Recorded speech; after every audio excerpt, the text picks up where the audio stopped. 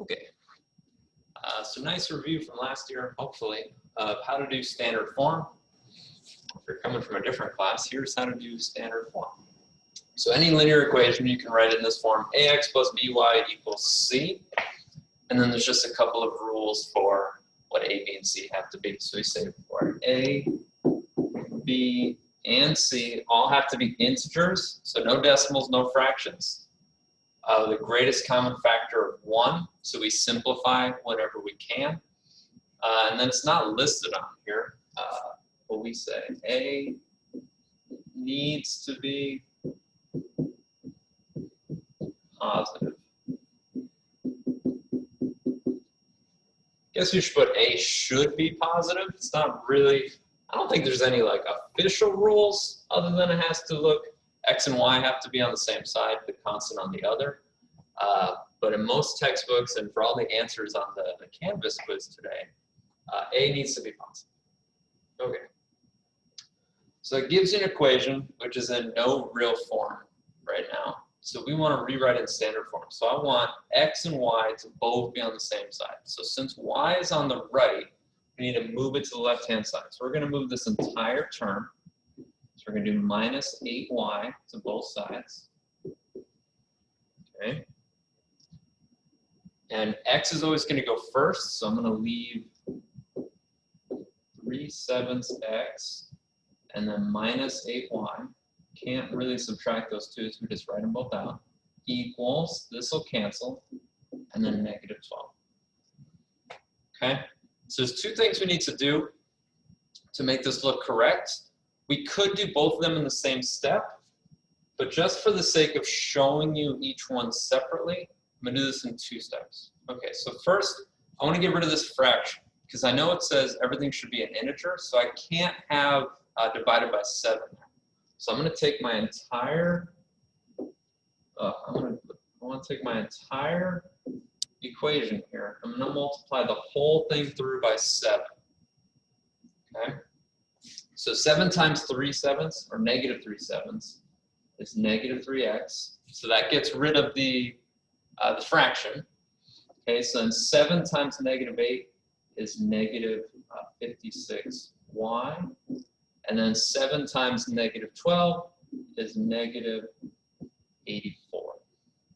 Okay, so now we don't have any more fractions, so that's good. But we said a needs to be positive, and right now a is negative 3.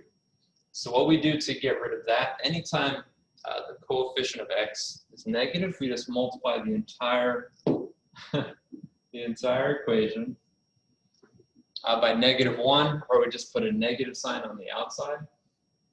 And all that does is just going to flip the sign of everything along the way.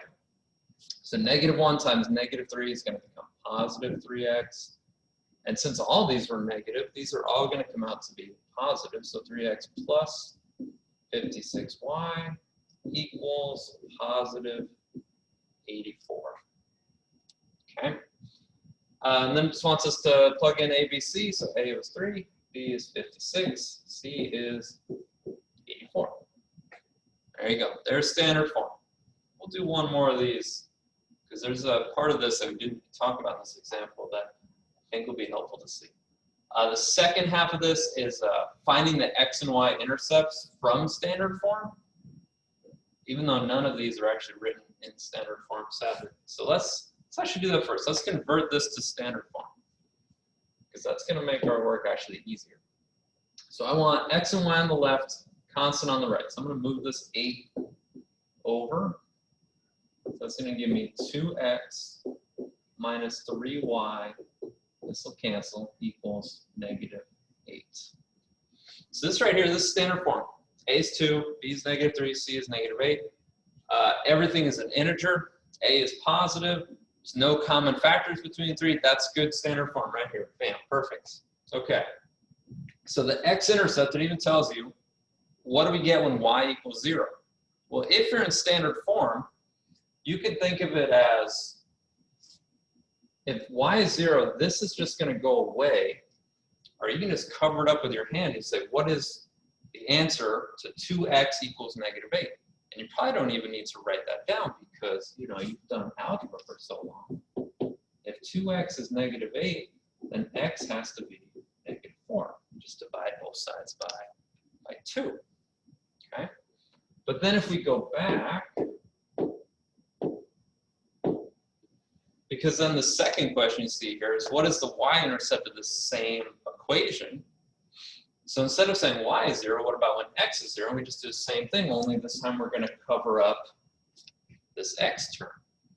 So -3 times what equals -8? And that's going to come out kind of ugly. That's all right. So we would just divide both sides by -3, and we get y equals 8/3. So our two intercepts, we would have, what was it? It was -4 for the x-intercepts and 8/3 for the y-intercept. So once you have it written in standard form, finding the intercepts is really easy. You just cover up one term or the other depending on which one you need. Okay, so I said I wanted to look at one more of these. So let's look at number 4. Okay, so 12y equals 4x plus 8. So I know I want x on the left-hand side. So I'm going to move this 4x over. So minus 4x to both sides.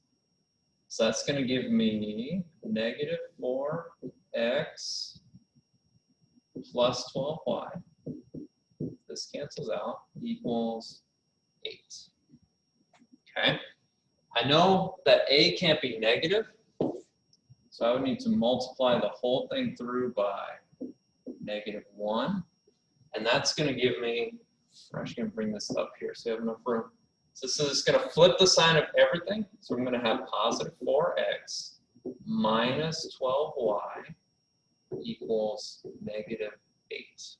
Okay. But this isn't quite done. Because remember at the very beginning, we didn't really talk about it. The greatest common factor of 1. So if I look at my three numbers, I have 4, -12, and -8. Those are all even, so they definitely have a common factor of 2. But they also, 4, 8, and 12, hopefully in your head you recognize those are all multiples of 4. So I can actually factor out a 4 from the whole thing. So I can say, I can divide my whole equation by 4, or we can multiply by 1/4, right? You want to think of it that way. So 4 divided by 4 is 1, so it's going to be 1x.